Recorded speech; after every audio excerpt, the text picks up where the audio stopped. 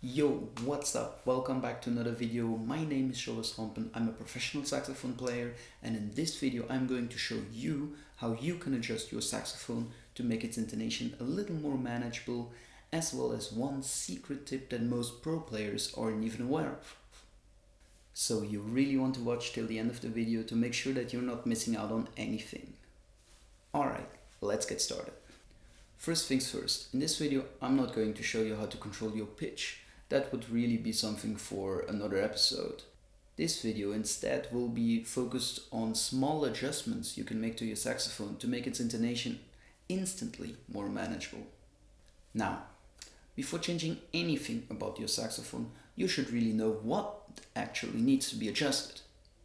This means that you should know your saxophone perfectly, and you should be aware of every single note that is out of tune on it.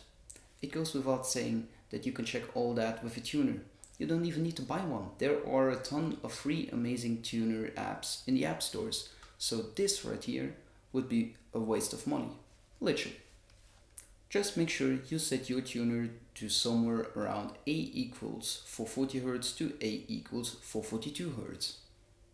Oh, and please, do not forget to tune your saxophone before checking which notes are out of tune. While doing this, be very strict with your instrument, so whenever you can't play a note perfectly in tune, write it down. But don't forget to write down the dynamic in which you encounter the difficulty as well. Sometimes even that little bit of work will already have a huge impact on your playing, simply because you know your instrument better than before, which allows you in return to anticipate for different problems that could happen while playing. Essentially meaning that the instrument is no longer getting you off guard. That's the reason why I suggest that you do this very meticulously for all the notes on the instrument and across all dynamics. Because as you probably already know, the intonation of every note will change according to its dynamic, usually going up when playing piano and going down when playing forte. I'll show you exactly what I mean on the saxophone.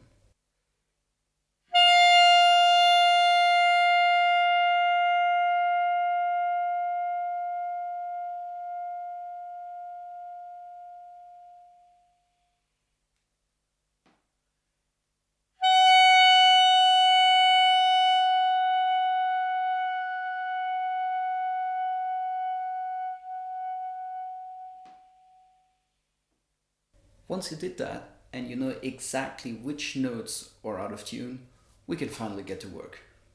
So here's what we're going to do. We're going to split the keys into two types. The ones that open when pressed and the ones that close when pressed. Let's start with the ones that open when pressed. Generally, you're going to want to reduce the keys opening when the pitch is too high and increase it when the pitch is too low. Sounds easy, right? Well, it is, but there's one catch. You need to be aware of all the notes or all the pitches that will be altered when changing the opening of one single key. So for example, if you would alter the opening of palm key D, which we also call C1, this key right here, it would change the intonation of not only D, but also D sharp, E, F, and F sharp. Or Re sharp, Mi, Fa, and Fa sharp if you use the French system for note names. And then obviously you also need to remember that the note will be changed across all dynamics of that same note. Meaning that if, for example, your D is low when playing forte, and high when playing piano, maybe you choose to want to leave it as it is to avoid making things worse. Now most of the time we alter the key that is specific to that note, meaning that if my high D or Re is constantly too high, I will alter that one and then adjust the other notes accordingly. So if as a consequence of me lowering my high D sharp is now too low, then I can just increase the opening of the D sharp just a little bit to make it perfect again. As for the materials required to do this, you don't really need cork, you can use literally anything. I mostly duct tape small bits of cigarette paper because they're discreet, and it's very easy to control how thick they are because it's such a thin paper. Here's an example of an adjustment I've made to the high E or Mi key of my soprano saxophone. You cannot really see anything, but it has been doing the job amazingly for 2 years now already, and it's just a piece of duct tape around some folded cigarette paper. Whilst all this may sound difficult to you right now, it certainly isn't. And keep in mind that anything that you do right now and that for some reason you happen to maybe not like anymore at some point can be easily removed again. So don't be afraid of trying. I also suggest you to start on these types of keys because they're usually easily accessible and great for these types of adjustments. Because there's not a lot of different notes connected to one single key, meaning you don't need to worry as much about affecting other notes.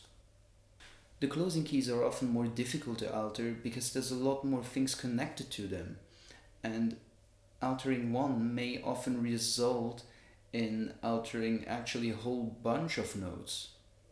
However, it is possible, and I have done it on some of my instruments, and I'm very happy with the adjustments that I made. Here the technique is also quite different, because instead of increasing or reducing the opening of the key of the note you would like to alter, like we did with palm key D previously, you will have to alter one of the keys right next to it, usually the one right underneath it. Chances are also pretty high that you will need a screwdriver to make these adjustments. So let's take as example the adjustment I have made to my soprano saxophone.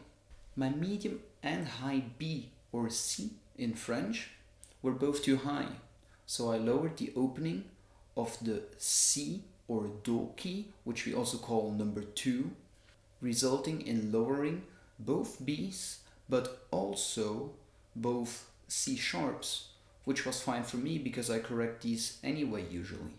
Another common thing to do is to lower the low C or Do key if your low and middle D are both too high. Now the only true exception to this rule has to be the lowest note on a saxophone, obviously, because there's no other key to alter. Everything is closed. Unfortunately, the low B flat has a tendency to be very high on the saxophone. But there are still 2 ways to fix that problem. Option number 1 is that you can glue something inside the bell of the saxophone which will lower that note. The second option is to put a special ring inside of the saxophone's bell, and that will accomplish the same thing. Alright, so if this video has helped you out in any shape or form, please consider subscribing and destroying that like button. It really helps me out so much. Thank you. Still there? Well, here you go. So the special trick I was talking about concerns the E flat key on saxophone, a little less on the soprano saxophone, more on alto and tenor. When playing a low or medium E flat on a saxophone, you can easily control its intonation by playing into your shirt or your pants or not. I'll show it to you on the saxophone because I know that you're watching the video right now scratching your head thinking, what is he talking about?